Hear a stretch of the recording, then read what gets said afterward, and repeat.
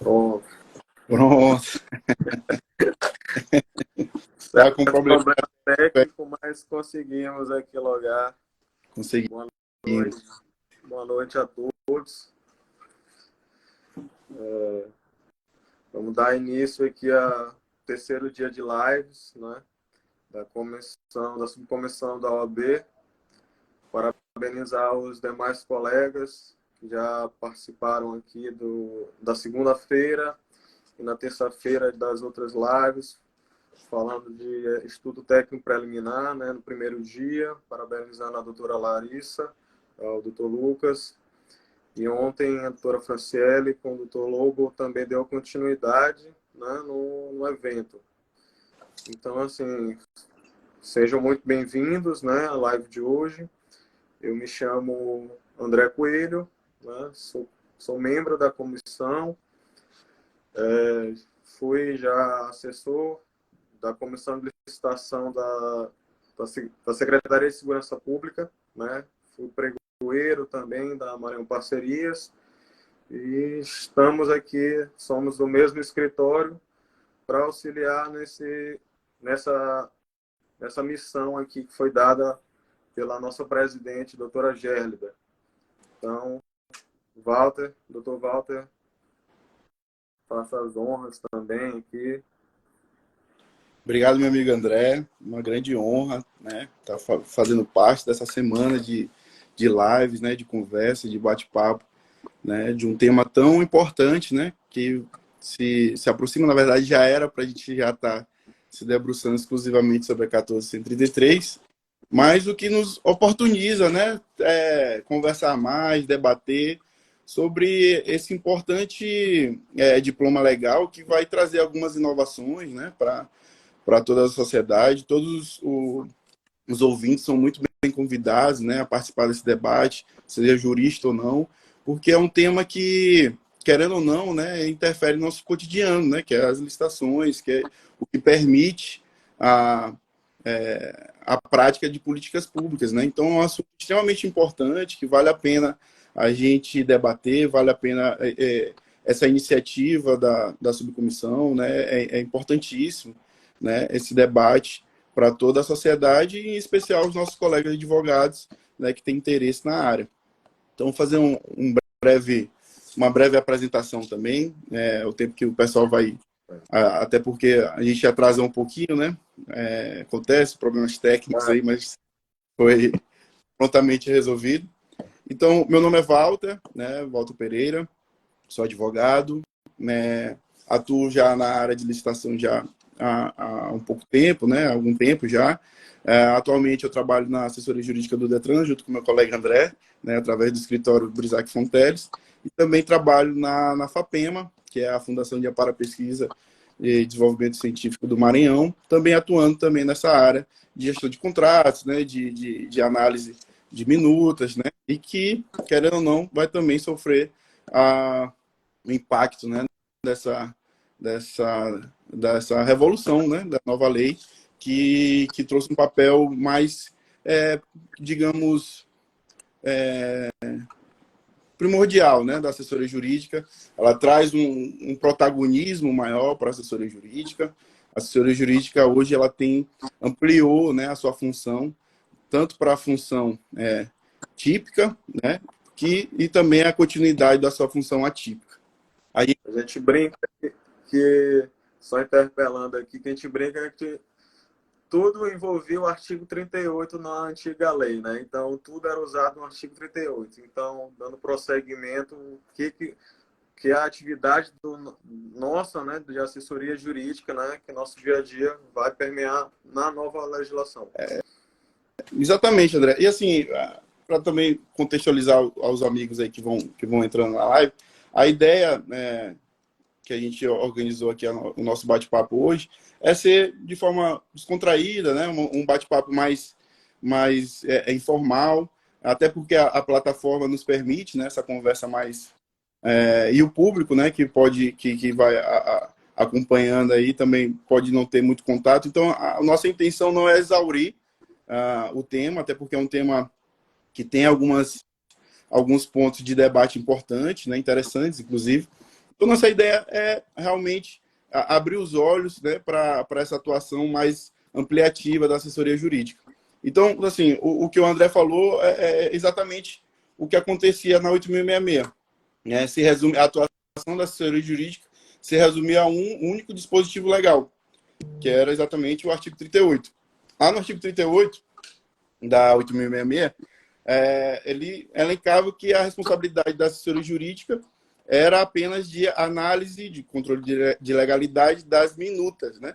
Da minuta de edital, das minutas de contrato, de aditivo, e também dos convênios e dos acordos de cooperação técnica, né?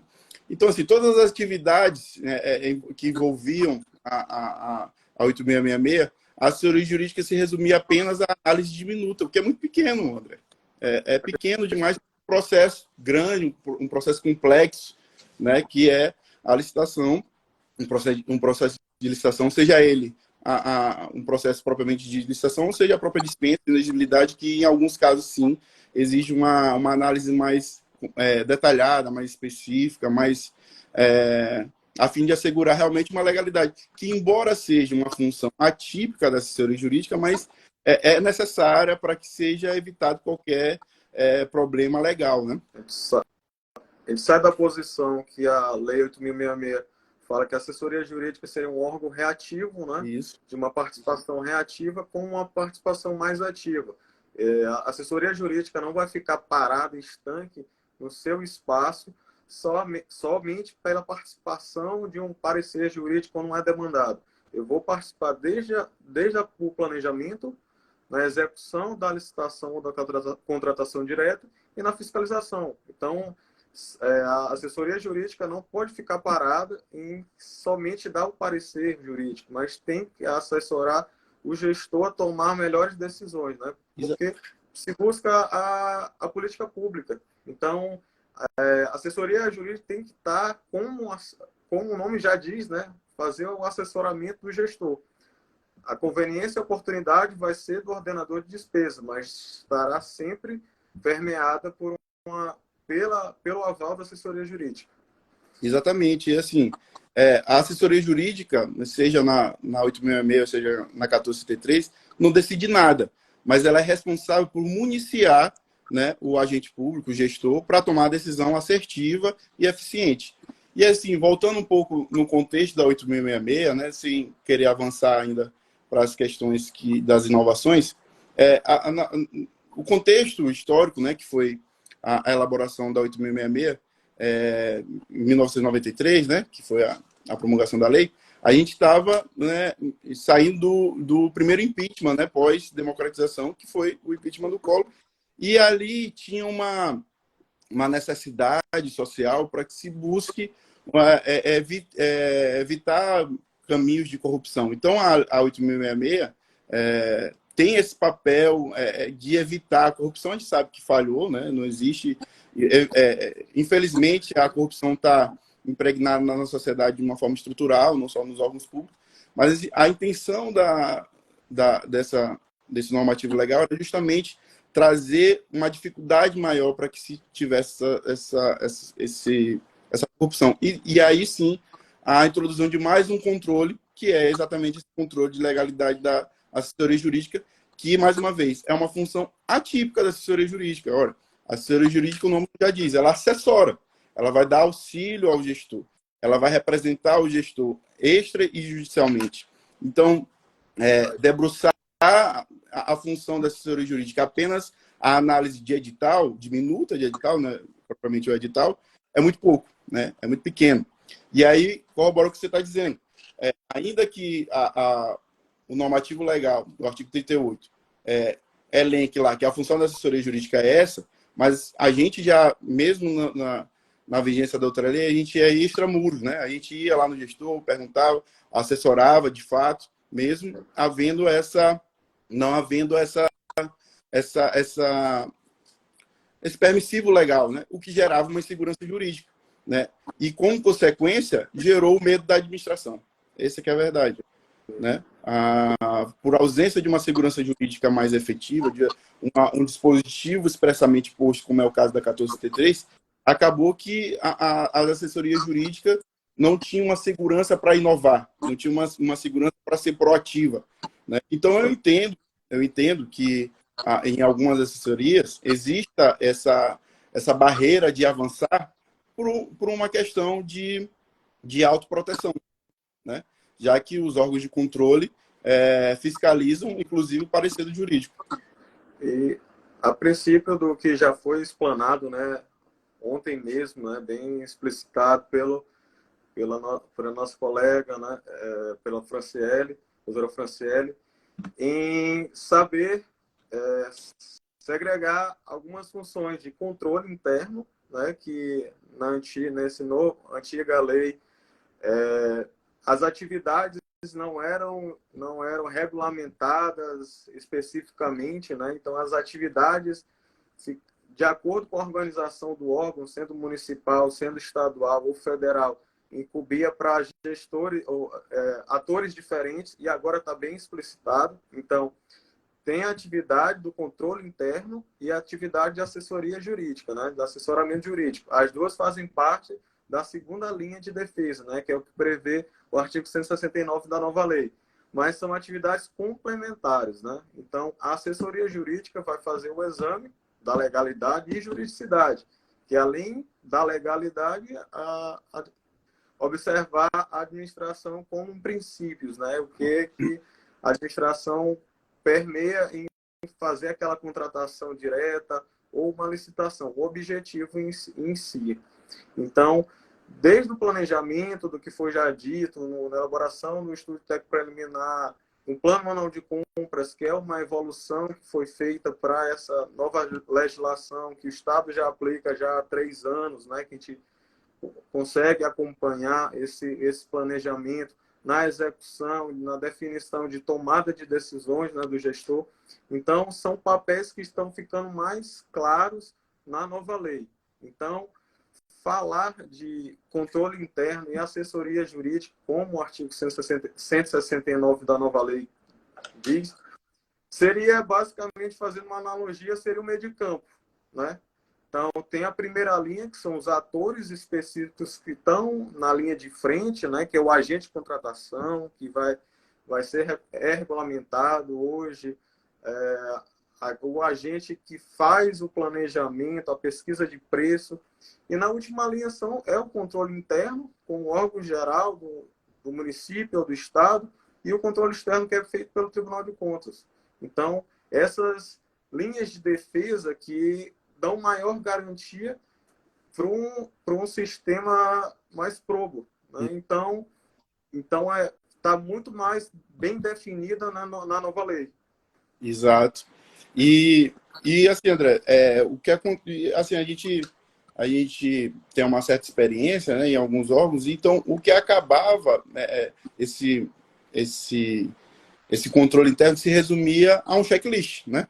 Se resumia aquele checklist, tem isso, não tem aquilo, não tem. É o famoso aquele que dorme tranquilo, aquele que indefere. Exatamente. Né? Então, querendo ou não, porque sempre foi feito dessa forma. Exatamente. Então, o receio de inovar, o receio de ser proativo, existia não existia, na verdade, um respaldo jurídico para ter essa inovação, né? O que é diferente dessa nova lei, que nos permite realmente ser proativo, ser extramuros da assessoria jurídica. Então, assim, de fato, a nova lei de licitações, a gente, ao analisar ela de pronto, a gente percebe que, em comparação à antiga lei, tem diversos dispositivos, né? E, como eu falei anteriormente, nossa intenção não é exaurir o tema, e sim pontuar. A gente observa que vários dispositivos legais ao longo da legislação dão um papel importantíssimo para a assessoria. E muito embora permaneça esse controle, essa função atípica, né, de controle da assessoria, mas ela amplia. Veja que na 8.066, no artigo 38, se resumia apenas à minuta de edital. Exatamente, ao parecerista, né? E agora vai muito além da análise de edital, né, da minuta de edital. Vai exatamente para aquilo que você estava falando, que é a segunda linha de controle, né? A segunda linha de defesa, no artigo 69, inciso 2. Ela tem um papel primordial em todos os macroetapas da licitação, né? Desde lá o planejamento até efetivamente a tomada de decisão. Agora, a gente vê, tudo se correlaciona, né? A gente vê que nessa nova lei existe a premissa de ter um planejamento melhor, de ter um planejamento assertivo na contratação, de ser mais eficiente, e nada mais justo do que a assessoria jurídica, pautada nos elementos jurídicos, e acompanhar esse planejamento, né? A gente sabe que tem esse limite tênue entre o que é legal e o que é técnico, né, do objeto, mas o assessor jurídico, no momento em que verifica de forma a olho nu que existe um descumprimento de princípio, ele pode sim pontuar e recomendar que seja corrigido, saneado, né? Então, a atuação, mesmo a atípica, teve um salto de ampliação muito grande, né? Exatamente. Então, até na tomada de decisão, desde um primeiro elemento no estudo técnico preliminar, pode chamar assim, vamos participar aqui de uma reunião, setor demandante, jurídico, comissão de licitação ou agente de contratação, que pode ser regulamentado de forma distinta pelo órgão. Vamos decidir a solução que é melhor para o órgão. Exato. Então, nós, todos os agentes daquele órgão têm que saber que são formadores de um todo. Cada um colabora para que tenha um resultado que é uma política pública, que é um serviço bem prestado. A gente vai observar também que a duração dos contratos na parte de execução pode ser alargado. A regra continua sendo os 5 anos, né, os 60 meses, mas podendo ser decenal em algumas situações dos artigos 104 a 110. Então, a gente bate novamente na tecla que a assessoria jurídica não pode ficar estanque em ser apenas um parecerista, né? Então, são outras atividades, resoluções de conflitos que podem ser dirimidos na execução do contrato, dispute boards, que é já utilizado em outros estados para resolução de conflitos e não judicialização, né? Então, são atividades que são postas pela assessoria jurídica e que não podem ser limitados na atividade de emissão de parecer, como sempre foi nesses últimos 30 anos. Né? Exatamente. E assim, só pegando esse gancho aí do tempo, a gente percebe assim, que a crítica ainda da continuidade da função atípica é justamente pelo crescimento desses últimos 30 anos dos órgãos de controle, né? Existia um crescimento vertiginoso do Tribunal de Contas, do Tribunal do TCU, dos TCEs, e o que poderia ensejar o porquê da continuidade do controle interno, né? O porquê da continuidade dessa função atípica de controle da assessoria jurídica, sendo que já existem órgãos capazes, né, de fazer esse controle, de ter esse papel de legalidade. E aí entra exatamente o que a gente está falando. O nosso controle de legalidade não é só chancelar aquilo que já foi posto. Esse controle de legalidade não é só verificar o checklist e, olha, tem essa documentação, não tem aquela documentação. É ir para além disso. É fazer exatamente o controle de juridicidade. É verificar se naquele objeto lá existe realmente a aplicação dos princípios da eficiência, da transparência, né? Mesmo, e aí eu volto nessa questão da linha tênue, a assessoria jurídica, e baseado também no artigo 7, que fala dessa agregação de funções. A assessoria jurídica não pode ultrapassar aquilo que não é de sua competência, que é legal. Mas no momento em que ela verifica, né, num plano de trabalho, num TR, num próprio edital, que existe um ferimento a um princípio, né, posto na própria lei, que a lei também ela tem esse caráter de ser mais constitucional, democrático, que existe várias positivações de princípios no decorrer da lei, é função da assessoria jurídica, sim. Então, esse controle é bem, ainda que atípico da assessoria jurídica, mas é mais amplo. E aí, sim, existe o papel. Outra crítica, a gente está até conversando mas tem alguma coisa para pontuar, André? Só para não te ultrapassar? Não, eu ia só pontuar a questão do controle, né?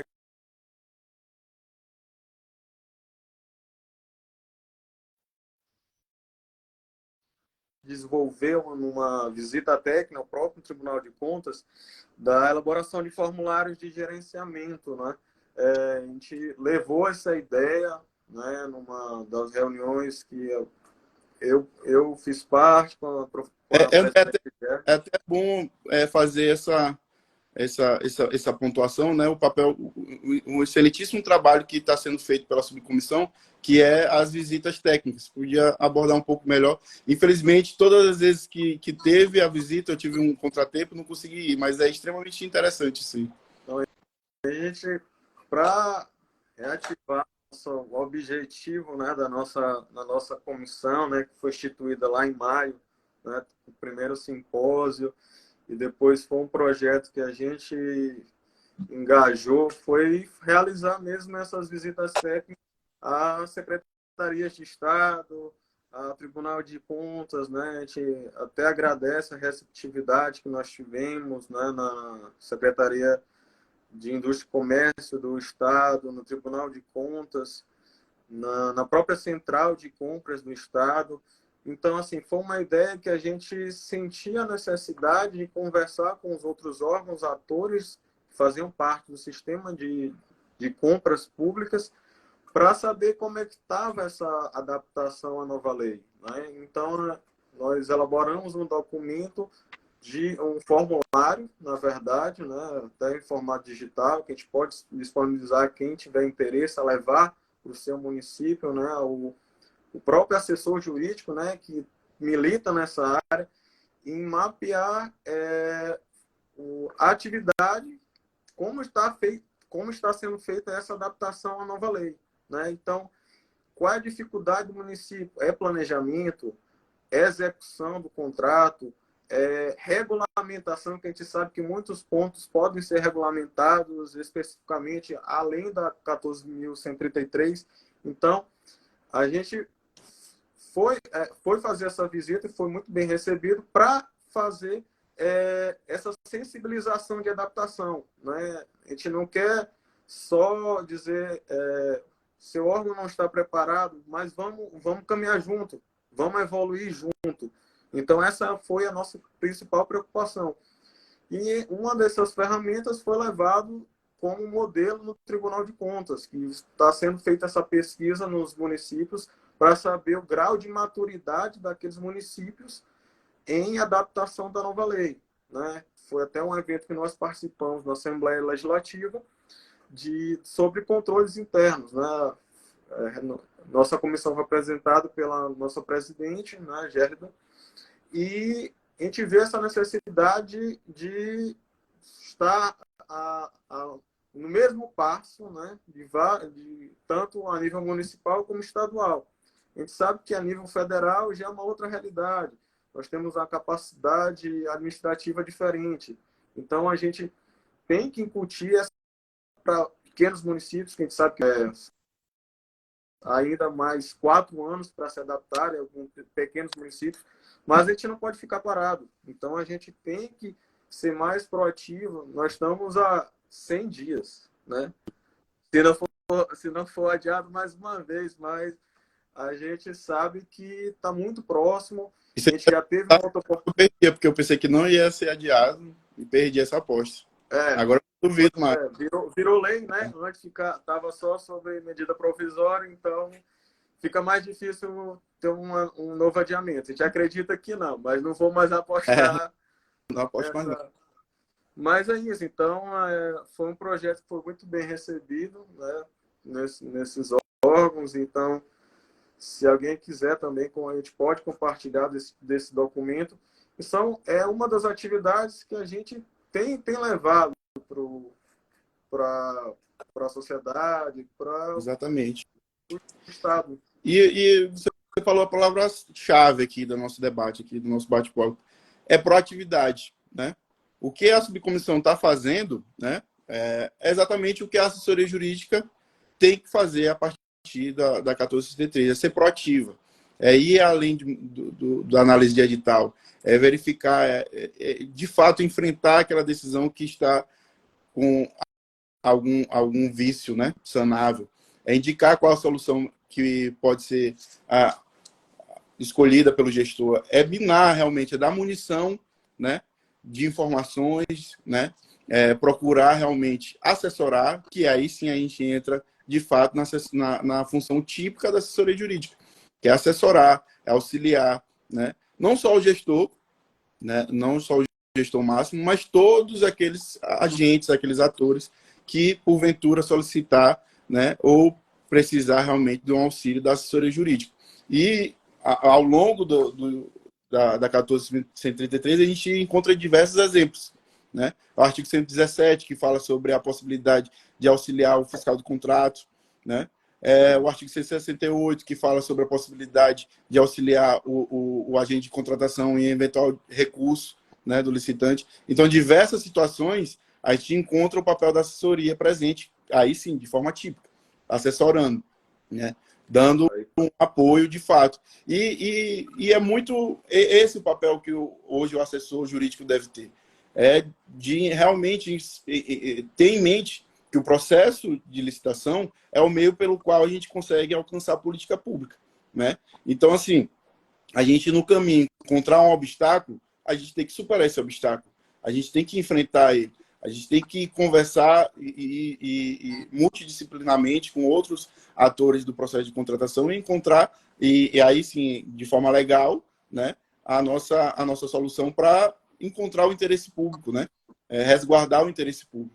Então, assim, o que a gente olhava na 8.066 eram diversos exemplos de licitações ineficientes, né, que a gente encontrava, conseguia chegar ao final da licitação, mas o objeto não atendeu realmente a necessidade. E aí a gente, é bom desse bate-papo, porque a gente vai lembrando de alguns pontos que a gente já conversou. Então, assim, uma licitação bem planejada, né, com a atuação, assessoramento jurídico da CEJU, né, vai efetivar uma contratação efetiva para a sociedade, vai ter resultados, vai ser frutífera. Então, acompanhar todo esse processo de licitação, inevitavelmente, vai ter uma assertividade maior, né, das compras públicas. Pode concluir. Então, assim, para além realmente da função atípica, que a gente já conversou um pouco, né, do artigo 169, que é a segunda linha de defesa, a função típica, propriamente dita, da assessoria jurídica está muito detalhada ao longo da 14.133.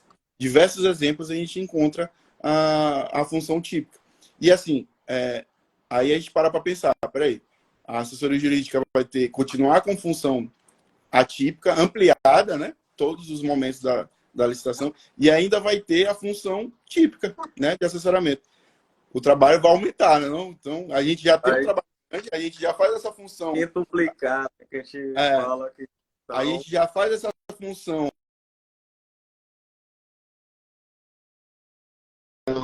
Mas, agora sim, vai ter um impacto muito grande nas assessorias. E é aí que eu queria chegar.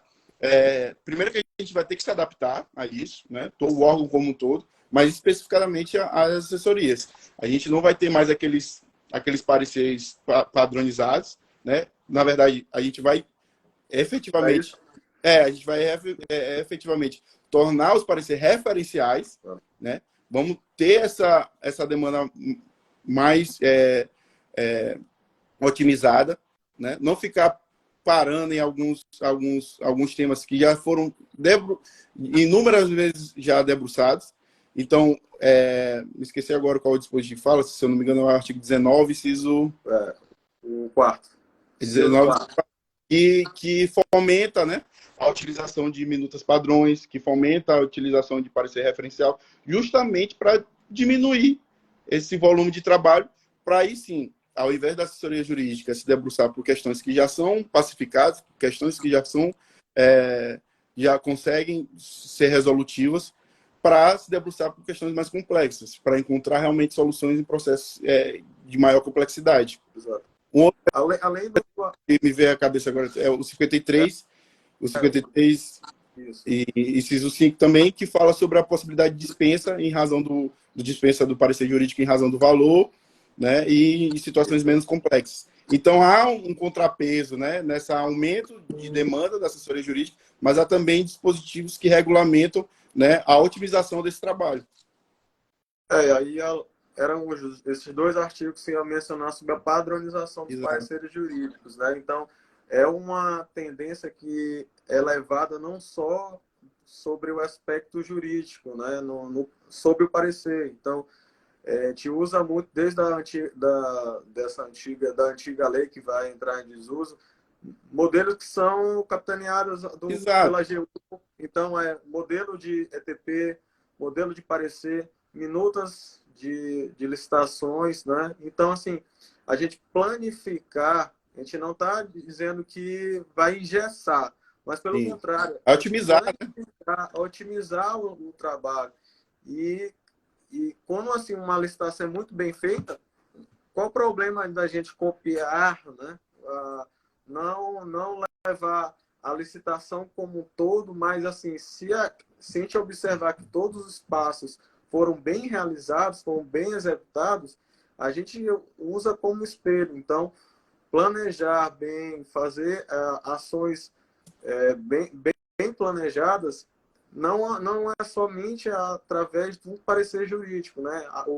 Da adoção do parecer referencial, que também a gente já vem provocando essa ideia dentro do órgão que a gente trabalha, então Isso. está assim, surtindo efeito para que a gente faça esse planejamento, né? E o que eu quis dizer, a atuação daqueles aqueles parecer que a gente usa copiou e colou, mas sim efetivar um parecer referencial, né, para aquelas situações que são corriqueiras no dia a dia, né, para aquelas situações que não demandem uma atenção que seja mais complexa, que exatamente facilite o fluxo, né? A ideia é essa, é facilitar o fluxo, a gente não perder muito tempo com processos que já são batidos, né? E aí sim, aí a gente vai ter tempo para auxiliar de fato o gestor, né, na tomada de decisão. Então, essa função, esse aumento da função, seja ela o aumento típico e agora o aumento da função atípica e agora a introdução da função típica, com certeza vai sobrecarregar o jurídico, mas aí há elementos, né, de adaptação, há elementos que possam otimizar esse trabalho da assessoria jurídica. Então, assim, a ideia, André, é realmente a gente mudar a chave, né?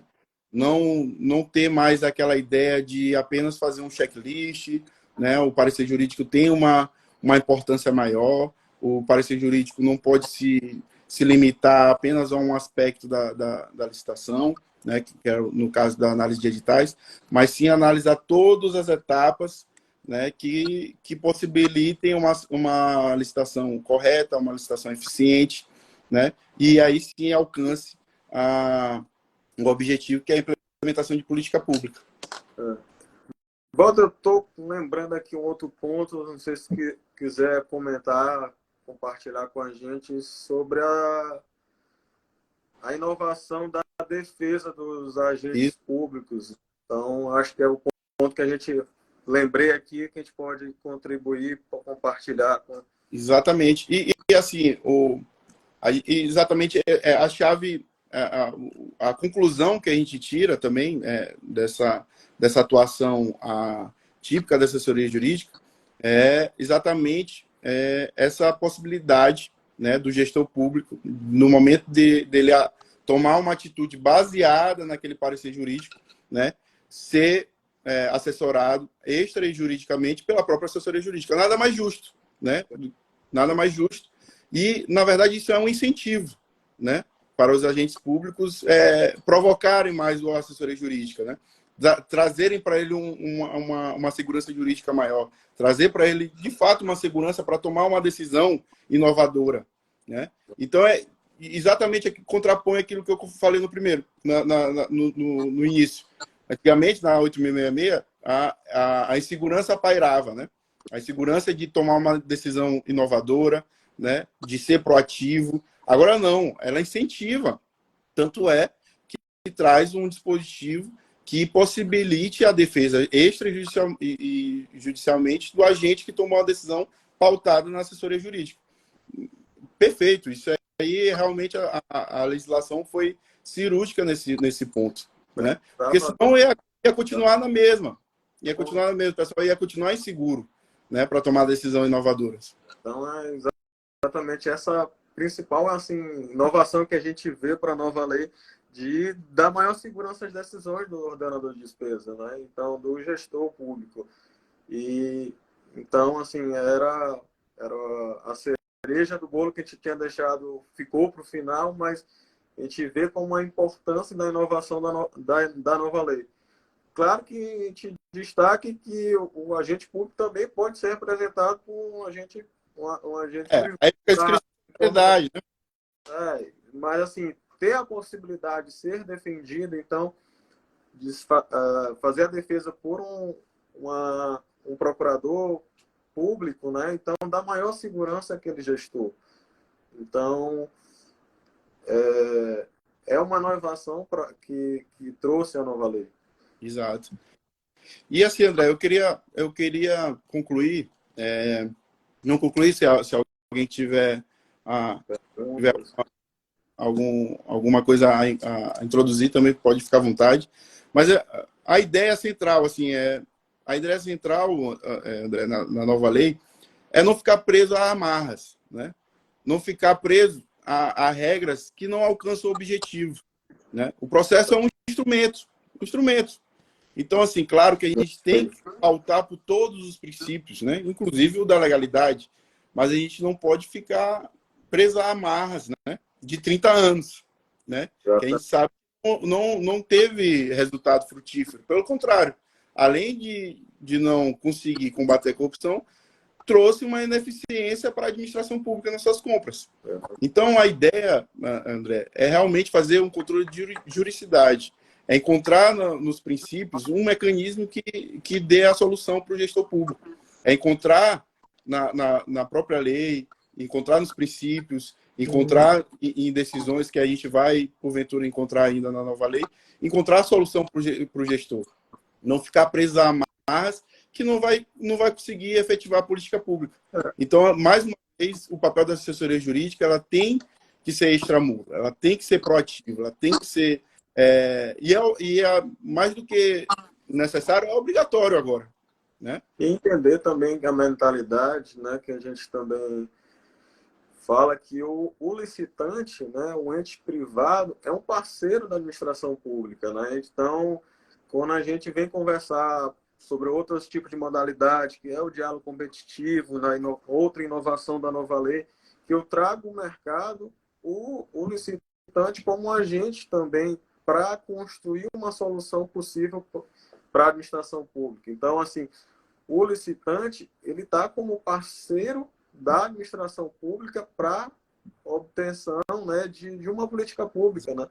Então, assim, não é vergonhoso a administração dizer que eu não tenho capacidade técnica para elaborar um objeto que é novo, mas eu trago o mercado para essa discussão, para a elaboração de um projeto.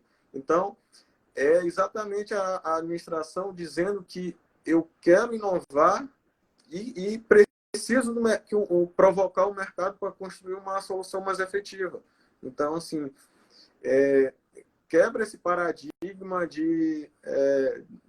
dessa confusão entre licitante e administração pública. Claro. Somos parceiros. Então... Somos parceiros. E a gente tem que entender que agora o legislador trouxe o mercado para o debate. Né? Ele trouxe o mercado, ele trouxe o contexto do mercado para entender realmente o que está precisando, qual é a necessidade, né? O que a gente brinca. Que às vezes o gestor ele não sabe o que é necessário, ele sabe o que ele precisa. Exatamente. Necessário. Né? Então, assim, ele traz o mercado para dentro do debate, traz o mercado, o contexto de mercado para dentro do debate, para, mais uma vez, acertar na contratação. Então, veja bem, são vários atores que devem ser comunicados, né? São várias pessoas, vários personagens na contratação que devem conversar. E excluir o mercado desse jogo não vai ter uma contratação eficiente, né? Porque o mercado que sabe qual é o objeto, o mercado que sabe as suas especificidades. Claro que com cuidado de não fazer indicação, mas trazer o licitante para dentro do debate é excepcional. A gente consegue, né, realmente trazer uma eficiência maior para as compras públicas. Eu acho que é essa a nossa ideia, né, que a gente trouxe, né, para complementar também o papel da segunda linha de defesa que foi corroborado brilhantemente por os outros palestrantes ontem.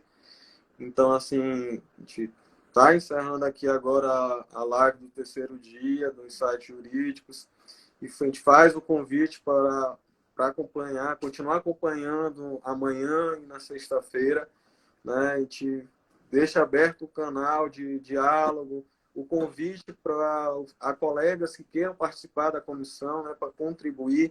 Como a nossa ideia é avançar no debate, né? Então, a gente quer a participação de outros colegas na nossa comissão. Tem outros projetos que a gente vem desenvolvendo, que a doutora Gérida pode falar amanhã com maior especificidade, mas o projeto do repositório digital, né, que não sei se eu posso estar dando um spoiler, né, mas na parte acadêmica de a gente poder divulgar artigos científicos, ficar como uma espécie de biblioteca digital. Então, aqueles colegas que queiram escrever sobre a matéria, tragam para a gente, né, que a gente pode fazer essa divulgação. Então, vamos enriquecer esse debate para que a gente avance com maior propriedade a nova lei. Então, É isso, André. Então, a mensagem final que a gente deixa aqui é que, em relação à assessoria jurídica, é dizer que não pode deixar o medo, né, embaraçar a inovação da contratação, né? A gente precisa realmente ter essa ideia de inovação, a gente precisa ter esse caráter arrojado, justamente para ter uma eficiência, né, na contratação e chegar ao nosso objetivo, que é entregar à população aquele bem ou aquele serviço que se almeja na licitação. Nada de apagão mais de canetas, porque o digital agora Exatamente. Vamos caminhar para a propriedade. Então, obrigado a todos que acompanharam. Um prazer e até a próxima. Continue amanhã.